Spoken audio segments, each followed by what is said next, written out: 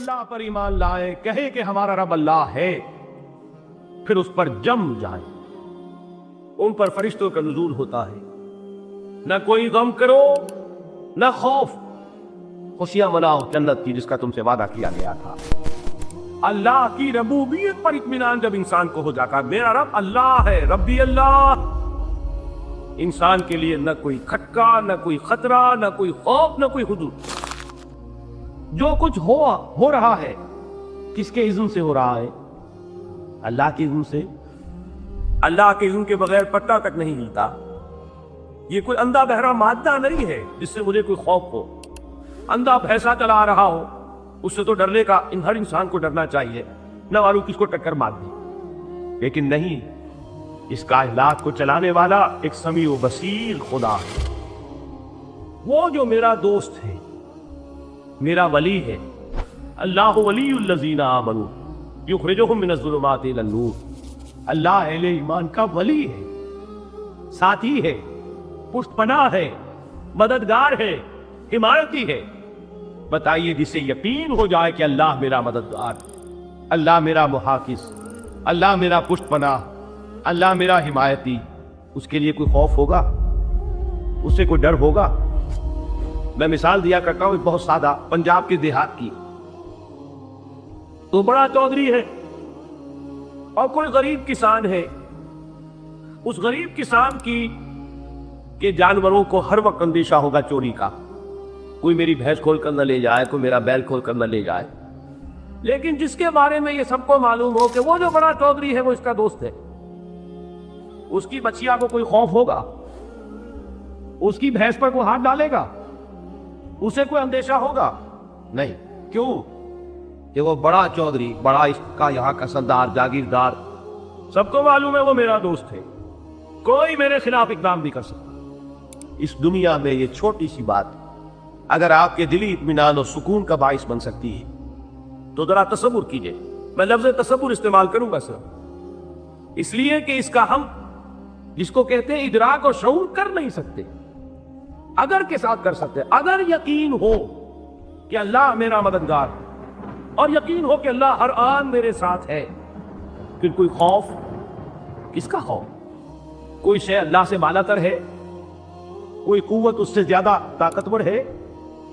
کوئی اس کے ارادے کو بدلنے والا ہے؟ کوئی اس کی مشیت کے آڑے آنے والا ہے؟ یہی بات ہے جو حضور نے فرمائی، یہ ایمان کا حاصل ہے لب لباب، کہ دیکھو اچھی طرح اس بات کو ذہن نشین کر لو، اگر تمام انسان مل کر تمہیں کوئی نقصان پہنچانا چاہے نہیں پہنچا سکتے، مگر جو کچھ اللہ نے لکھ دیا، اور تمام انسان مل کر تمہیں کوئی نفع پہنچانا چاہے نہیں پہنچا سکتے، مگر وہ شے جو اللہ نے طے کر دی۔ آپ پھر میں کہوں گا ذرا طاری کیجئے، اسے فرض کیجئے، اسے سوچئے، اگر اس حدیث پر ہمارا دل ٹھکا ہوا ہو تو کسی سے ڈر ہوگا؟ یہ مجھے نقصان نہ پہنچا دے، یہ میری رپورٹ خراب نہ کر دے، یہ میری انکریمنٹ نہ رکوا دے، یہ میرا یہ نہ بگاڑ دے، یہ میرے یہ نقصان نہ پہنچا دے۔ اس کا ڈر، اس کا ڈر، اس کا خوف، اس کی خوشامد، اس کے لیے جا کر طرح طرح سے اپنی عزت نفس کو ذلیل کروانا اس کے سامنے۔ یہ سب کچھ کیوں کرتا ہے انسان؟ جب سمجھتا ہے کہ اس کے ہاتھ میں میرا کوئی نفع ہے، اس کے ہاتھ میں میرے لیے کوئی ضرر ہے، یہ مجھے کوئی جزن پہنچا سکتا ہے، یہ مجھے کوئی نقصان پہنچا سکتا ہے، یہ میرا کوئی کام بنا سکتا ہے، یہ میری کوئی ضرورت پوری کر سکتا ہے، اسی کا نام شرک ہے۔ جہاں آپ نے یہ سمجھا کہ غیر اللہ کے اندر کوئی طاقت موجود ہے، وہی شرک ہے۔ بتوں سے تجھ کو امید ہے، خدا سے نومیدی، مجھے بتا تو صحیح اور کافری کیا؟ شرک تو یہ نہیں۔ جس پر بھی تمہیں یہ خیال ہے کلمہ ہے، یہ کلمہ سوم لا حول ولا قوت الا باللہ، ذرا اس پر دل کو کبھی اگر آپ تصور کریں، پھر فرض کریں، دل ٹھک جائے اس پر، کوئی طاقت نہیں۔ یہی بات تھی جو شیخ عبد القادر جیلانی رحمۃ اللہ علیہ نے اپنی وصیت میں اپنے بچے سے کہی۔ 11ویں دینے والے ہیں، لیکن حضرت شیخ عبد القادر جیلانی کی وصیت اور تعلیمات کو کتنے لوگ نہیں جانتے ہو؟ یہ جن مقامات تک پہنچے ہیں وہ کس چیز کی بدولت پہنچے؟ انہوں نے جو پیغام دیا وہ کیا تھا؟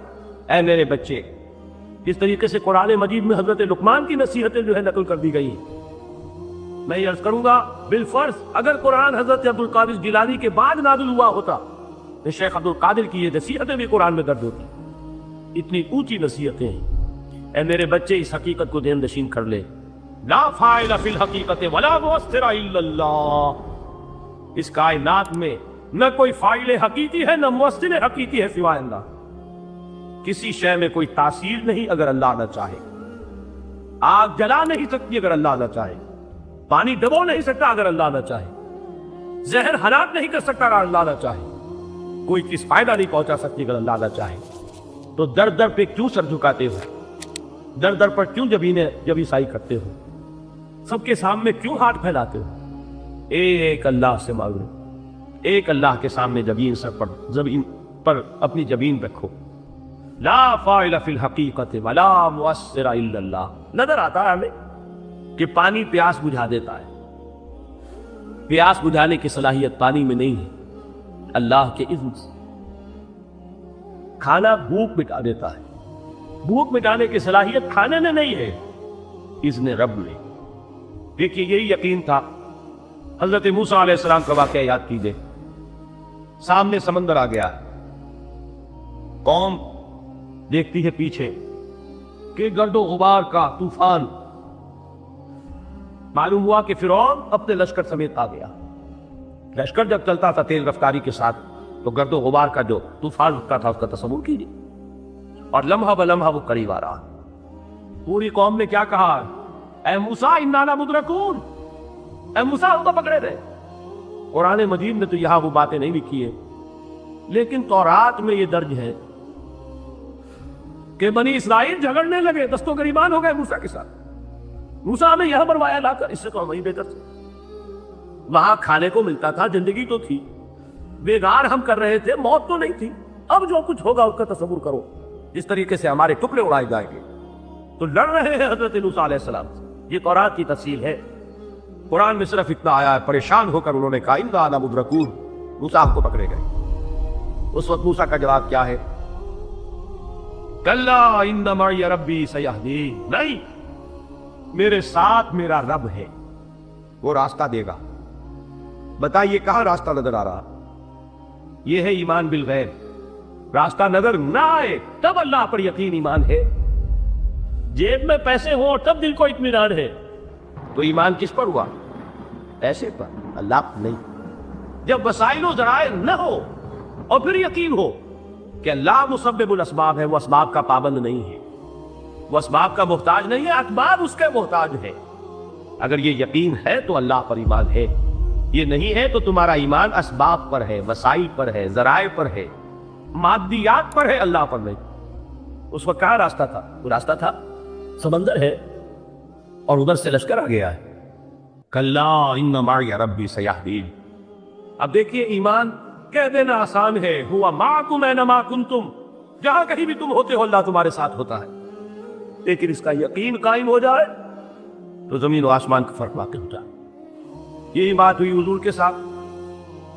غار ہے, چھپے ہوئے ہیں محمد رسول اللہ اور آپ کے وہ یار غار ابو بکر صدیق رضی اللہ تعالی عنہ. اقبال نے حضرت ابو بکر کی شان میں چند اشعار کا ایک سرو.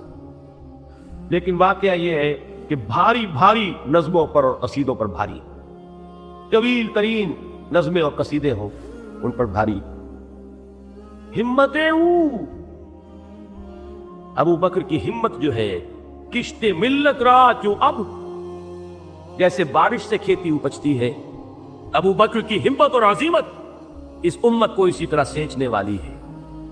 ثانیے اسلام و غار و بدر و قب, وہ دوسرے تھے اسلام میں دوسرے. پہلے کون تھے؟ انا اول المومنین, حضور فرماتے سب سے پہلا ایمان لانے والا ہے. دوسرے ابو بکر.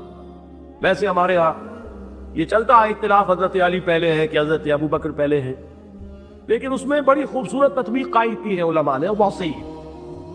چار کے بارے میں فیصلہ ہی مت کرو کہ کون پہلے. ان کی ایک عجیب تقسیم کر دی ہے. آزاد مردوں میں, بالغ مردوں میں سب سے پہلے ابو بکر, بچوں میں سب سے پہلے علی, خواتین میں سب سے پہلے خدیجہ، اور غلاموں میں سب سے پہلے زید ابن حارثہ۔ بڑی پیاری تقسیم ہے، یہ چاروں ہی پہلے ہیں، ہر ایک کے لیے ولیت ہے۔ اور واقعہ یہ ہے کہ اگر زمانی اعتبار سے تعین ہوگا تو پہلے خدیجہ الکبریٰ آئے گی رضی اللہ تعالیٰ عنہ۔ کسی اور سے بات کرنے کی نوبت بعد میں آ سکتی ہے، پہلے تو اہلیہ محترمہ سے بات ہوئی، آتے ہی پہلی وحی ہوئی ہے، ابھی تبلیغ کا حکم نہیں تھا۔ کس کو بتایا واقعہ؟ ابھی اپنی نبوت کی تبلیغ کا تو حکم ہی نہیں آیا۔ واقعہ کس کا ہے؟ وہ خدیجہ کا ہے۔ جب کہا ہے کہ خشیت علی نفسی، مجھے اپنی جان کا اندیشہ ہے، تو کیا جواب دیا خدیجہ نے رضی اللہ تعالی عنہا؟ وہ صدیقۃ الکبریٰ ہے۔ صدیقات جو ہے خواتین، ان میں چوکی پر خدیجہ الکبریٰ ہے رضی اللہ تعالی عنہ، اور صدیق جو مرد ہیں ان میں صدیق اکبر ہے ابو بکر صدیق رضی اللہ تعالی عنہ، لیکن صدیقات میں چوکی۔ جب حضور نے فرمایا خشیت علی نفسی، کیا فرمایا؟ کیا عرض کیا؟ کیسے تسلی دی؟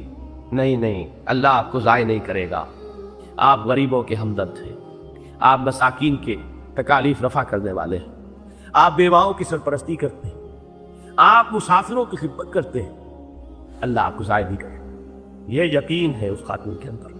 خیر، وہ ایک علیحدہ بات ہو جائے گی۔ میرے دل پر حضرت خدیجہ رضی اللہ تعالیٰ عنہ کی شخصیت کا بڑا گہرا نقش، جو وہ کوئی اور ہی وقت اور موقع ہوا تو بیان ہوگا۔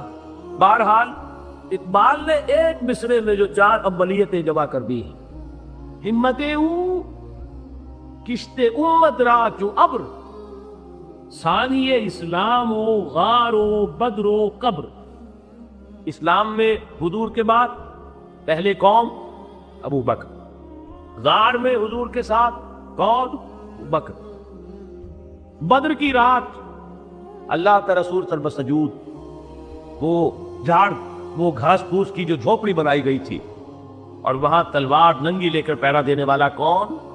ابو بکر۔ اور اس حجرہ عائشہ میں محمد کے بعد سب سے پہلے دفن ہونے والا کون؟ ابو بکر رضی اللہ تعالیٰ عنہ صلی اللہ علیہ وسلم۔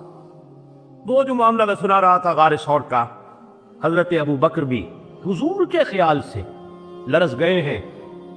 آپ کو یاد ہوگا کہ جا کر پہلے تمام جتنے سوراخ تھے انہیں بند کیا ہے۔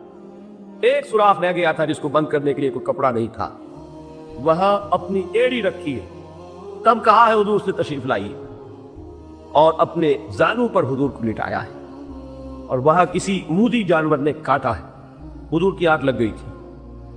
اس وقت اس بل کے اندر جو بھی بچھو ہے کیا ہے واللہ عالم، اس نے کاٹا ہے۔ اس کی تکلیف کی وجہ سے ابو بکر کی آنکھوں سے آنسو ٹپک گئے، حضور کی چہرہ مبارک پر پڑے ہیں، تو حضور جاگے ہیں، معاملہ کیا ہے؟ ایڑی نہیں ہٹائی وہاں سے، مبادا وہ جانور وہاں سے نکل کر محمد الرسول اللہ کو کوئی گدن پہنچا دے۔ ابو بکر کی ایڑی ہے، جس طرح چاہے کھا لے، ختم کر دے، جان نکل جائے تب کوئی آ چاہے محمد پر پھاڑے، لیکن جیتے جی نہیں۔ وہ ہے ابو بکر حضور کے خیال سے۔ اس وقت حضور نے پھر اپنا لعاب دہن لگایا ہے، اور اس سے پھر آپ کی تکلیف ختم ہوئی۔ جیسے خیبر میں حضرت علی کی آنکھ دکھ رہی تھی، اس کو جو شفا حاصل ہوئی ہے وہ بھی حضور کے لعاب دہن سے ہوئی۔ تو بہرحال اس وقت انہوں نے کہا ہے کہ اے نبی یا رسول اللہ، اگر اس وقت ان میں سے کسی نے غیر ارادی طور پر بھی اپنے قدموں کی طرف جھانک لیا تو پکڑے جائیں۔ کیا جواب تھا اللہ کے رسول کا؟ لا تحزن ان اللہ معنا، اللہ ہمارے ساتھ ہے، کیوں گھبراتے ہو ابو بکر؟ یہ ہے ایمان باللہ، میرا مالک اللہ، میرا رازق اللہ، میرا محافظ اللہ، میرا مددگار اللہ، میرا پشت پناہ اللہ، میرا دوست اللہ۔ یہ دوستی ہے اللہ کی جو لب لباب ہے، حاصل ہے ایمان کا، اسی کا نام ولایت ہے۔ اولیاء اللہ کے سروں پر سیم نہیں ہوتے، جس کے دل میں ایمان راسخ ہو چکا ہو وہی اللہ کا ولی، جسے اللہ پر یقین ہو چکا ہے وہی اللہ کا ولی، جسے یقین ہے اللہ میرے ساتھ ہے، میرا مددگار، میرا پشت پناہ، میرا ساتھی، میرا دوست، میرا محبوب، میرا محب۔ اللہ اہل ایمان سے محبت کرتا ہے۔ واللہ یحب الصادقین، ان اللہ یحب الذین یقاتلون فی سبیلہ صفا کانہم بنیان مرصوص۔ اللہ محبت کرنے والا، اہل ایمان محبوب، اور اہل ایمان محبت کرنے والے اللہ محبوب۔ والذین آمنوا اشد حبا للہ۔ آپ تصور کیجئے جس سے یہ رشتہ ایمان یا رشتہ ولایت حاصل ہو جائے، الا ان اولیاء اللہ لا خوف علیہم ولا هم یحزنون، آگاہ ہو جاؤ، اللہ کے دوستوں کے لیے نہ کوئی خوف ہے نہ کوئی حزن ہے۔